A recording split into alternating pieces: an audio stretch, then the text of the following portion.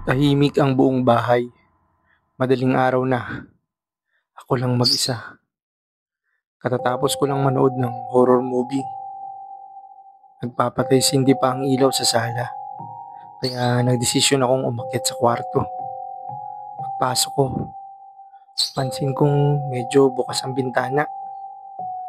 Maingay ang hangin sa labas at bahagyang kumakampay ang itim na kortina.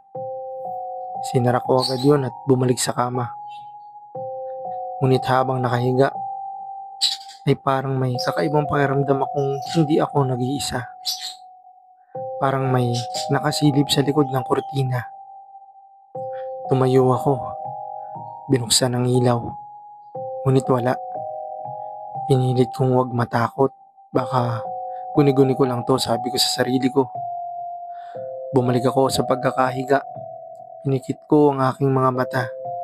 Pero ilang minuto lang may narinig akong mahinang kaluskos sa gilid ng kama. Unti-unti kong iminulat ang mata ko. Gumagalaw na naman ang kortina pero sarado ang bintana. Wala namang hangin. Tinitigan ko ito. Ilang saglit lang ay may kamay na dahan-dahang lumabas mula sa likod ng kortina. Nanlaki ang mga mata ko. Hindi ako makagalaw. Parang naging estatwa ako sa kinatatayuan ko. Mabilis kong binuksan ang ilaw. Wala na ang kamay. Pero nang lumapit ako ay may mga markang parang kuko sa loob ng kortina. Sa puntong yun alam kong may kakaibang espiritu sa kwarto ko. Nagdasal ako. Tumalikod.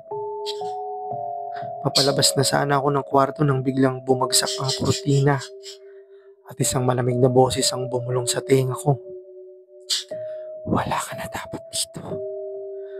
Mabilis akong tumakbo palabas, pababa ng hagdanan, at mula noon ay hindi na ako natulog sa kwartong yun. Pero tuwing madaling araw, kahit walang tao sa loob, sinasabi ng nanay ko, "Ba't bukas na naman ang ilaw sa kwarto mo?" Hindi ko alam kung paano ko sasagutin yun dahil hindi ko sinindihan ang ilaw at kahit kailan hindi ko na binuksan muli ang kortina.